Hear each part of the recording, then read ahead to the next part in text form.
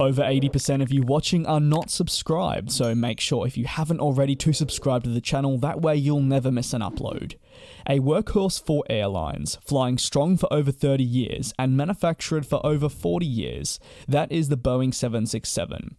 But how did the Boeing 767 become such a robust wide-body aircraft? How was it developed? And how was the ETOPS a key in the success of the 767? Tune in now to find out. The idea for what we know as the Boeing 767 came out from Boeing as a replacement aircraft for the 707 and other smaller wide-bodies at the time.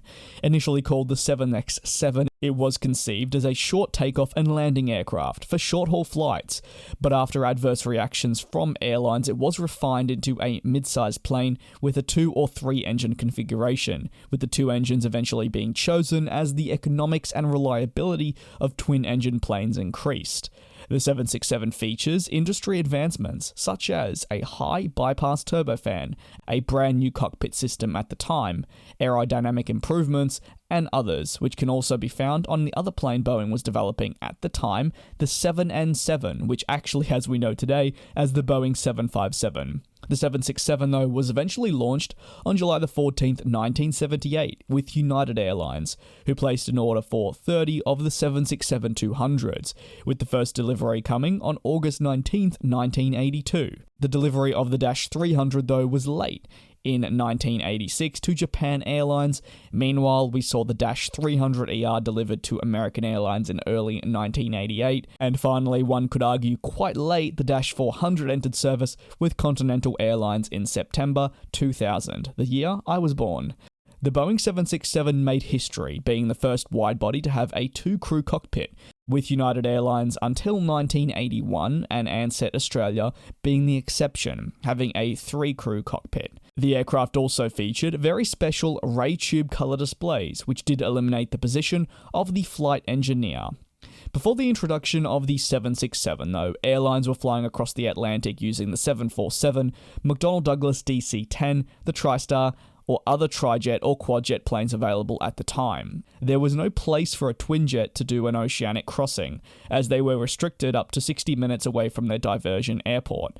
This all changed, though, in the 1980s, as the Boeing 767 was the first twinjet aircraft to be granted an ETOPS certification, giving Transworld Airlines the ability to fly the 767 up to 2 hours away from a diversion airport. This setting eventually opened up many routes for the 767 and succeeding twinjets to fly oceanic routes, and it's one of the critical factors to the success of the Boeing 767 for the long term. In regards to variants, well, Boeing developed a total of 5 passenger variants for the 767. One cargo variant with 3 different fuselage lengths, the Dash 200, 200ER with a length of 48.51 meters, which has a range of 7,200 kilometers and 12,200 kilometers respectively for the ER variant.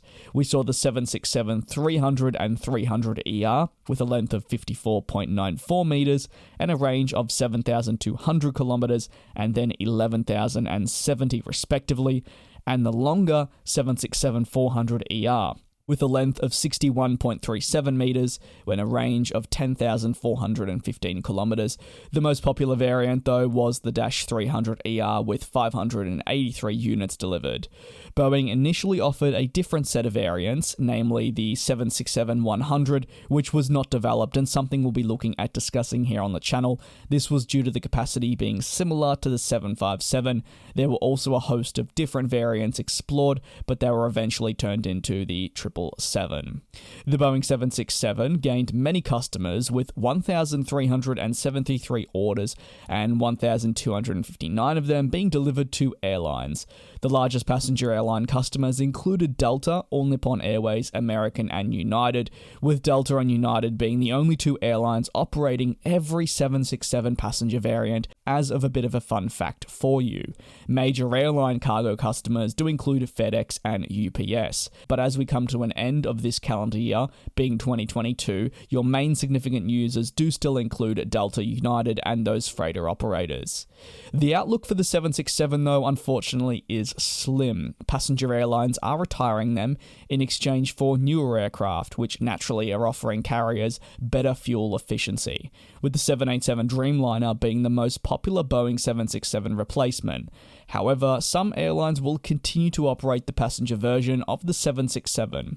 On the other hand, cargo airlines are seeing a very bright future for the 767, such as FedEx, who have the 767F on order, and of course airlines exploring the passenger to freighter conversion.